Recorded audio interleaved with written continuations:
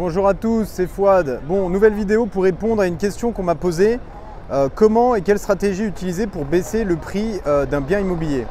Donc en fait, pour répondre à cette question, alors désolé, il y a un hélicoptère. Pour répondre à cette question, il faut identifier deux points.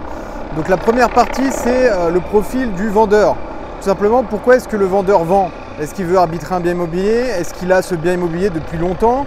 Quand je dis longtemps, c'est plus de 10, 15, peut-être même plus de 20 ans. Ou est-ce que le vendeur est dans une situation, on va dire, inconfortable où il doit rapidement partir à l'étranger, il est peut-être dans une situation de problème de santé, peut-être qu'il a un problème de divorce et du coup il y a une séparation de biens qui est en cours. Et en fait, une fois que ce point est identifié, en fait, il va avoir des arguments qui vont permettre en fait d'identifier si le vendeur veut vendre son bien immobilier rapidement ou pas. S'il veut vendre rapidement, il y aura des arguments tout simplement pour baisser le prix et le vendeur serait susceptible d'accepter la proposition.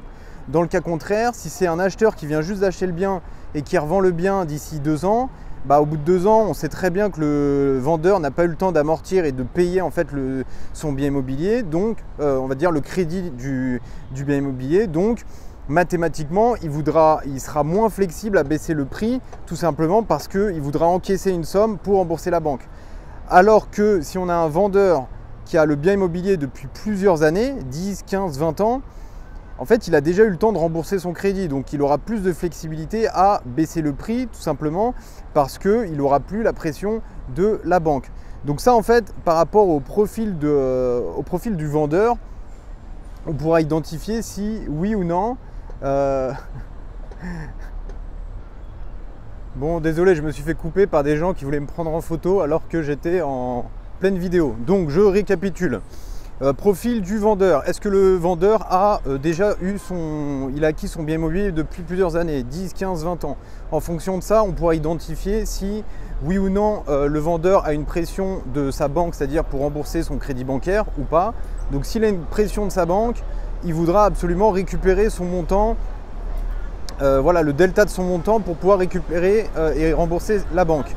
Si, à contrario, le vendeur a acheté son bien immobilier depuis plusieurs années, il n'aura pas la pression de la banque et en fonction de son projet, est-ce qu'il veut arbitrer, est-ce qu'il veut vendre, est-ce qu'il veut aller en maison de retraite, est-ce qu'il veut partir sur un projet plus gros, est-ce qu'il a un problème de santé, est-ce qu'il est en instance de divorce et du coup le patrimoine doit être séparé. En fonction de ces éléments-là, tu vas pouvoir déterminer si le vendeur sera flexible pour accepter une offre agressive ou pas en fonction voilà, du profil du vendeur. Ensuite, la deuxième partie, c'est quoi? C'est la caractéristique du bien immobilier. Alors là, je vais essayer de traverser. La caractéristique du bien immobilier. Donc, si le bien immobilier, alors déjà, est-ce qu'il est en bon état, oui ou non? Est-ce qu'il y a un problème au niveau du DPE? Donc, DPE, diagnostic de performance énergétique. Si on est sur du E, donc au-dessus de D, parfois on a le vendeur qui n'a pas la capacité de rénover le bien, donc il veut tout simplement s'en débarrasser. Donc s'il veut s'en débarrasser, on est dans cette catégorie-là. Alors c'est une catégorie dans laquelle je suis actuellement parce que je suis en train de négocier un immeuble de rapport qui est justement en DPE E.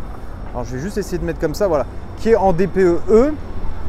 Et souvent quand les gens n'ont pas envie de rénover ou qui n'ont pas la capacité de rénover, il y a une possibilité de chiffrer le prix des travaux et de les réindexer dans le prix, c'est-à-dire de diminuer le prix par rapport au coût des travaux. Donc un élément de négociation possible, le DPE. Ensuite, il y a un deuxième élément, c'est le profil des locataires en cours. Profil des locataires en cours, je rentre dans le détail. Si on a par exemple un immeuble de rapport ou un appartement et que dans le panier des locataires, on a des locataires qui ne payent plus. Depuis plusieurs années, dont il y a des procédures d'expulsion en cours et qui durent parce qu'en fonction des zones géographiques en France, les procédures peuvent être plus longues que prévu. On a potentielle situation de squat. Des fois, on a des appartements qui sont squattés et les propriétaires en cours sont complètement à bout de nerfs en fait, et psychologiquement ils sont à bout et ce qu'ils veulent faire c'est se séparer du bien parce qu'ils n'en peuvent plus psychologiquement. Donc si on est dans ce type de scénario, le fait de proposer un prix à la baisse pourrait plus facilement être accepté par les vendeurs, et le fait qu'ils acceptent, tout simplement, ils se libéreront de cette pression psychologique de gérer des actions en justice, etc. Bon, il y en a qui peuvent gérer, il y en a d'autres qui ne peuvent pas parce que psychologiquement c'est trop compliqué. Donc voilà, une fois qu'on a identifié ces 2 points, donc la première, je récapitule, profil du vendeur, pourquoi est-ce qu'il vend? Est-ce qu'il vend tout simplement parce qu'il veut s'en débarrasser et que ça fait longtemps qu'il l'a, ou est-ce qu'il est dans une situation, on va dire, critique, de stress, ou dans une situation entre guillemets compliquée qui lui impose de vendre? Donc dans ce cas-là, des arguments seront possiblement acceptables ou pas en fonction de la situation du vendeur. Deuxième point, profil des locataires du bien immobilier. Est-ce qu'on a un bien immobilier avec des locataires de bonne qualité? Si c'est le cas, le vendeur en fait il sera plutôt rigide sur une négociation agressive. A contrario, si on est dans une situation où on a des locataires de mauvaise qualité qui ne payent plus, situation d'expulsion, quoi d'autre? Squat potentiel. Donc les vendeurs potentiellement ils voudront se séparer du bien immobilier, généralement séparer le plus rapidement possible, et ils seront plutôt à même de négocier. Alors moi je parle en connaissance de cause. Actuellement je suis en train de négocier un immeuble, et en fait toutes les caractéristiques de l'immeuble sont dans ce que je viens de dire aujourd'hui. Donc immeuble DPE, donc on a 6 appartements, on a 5 qui sont en E, 1 qui est en D.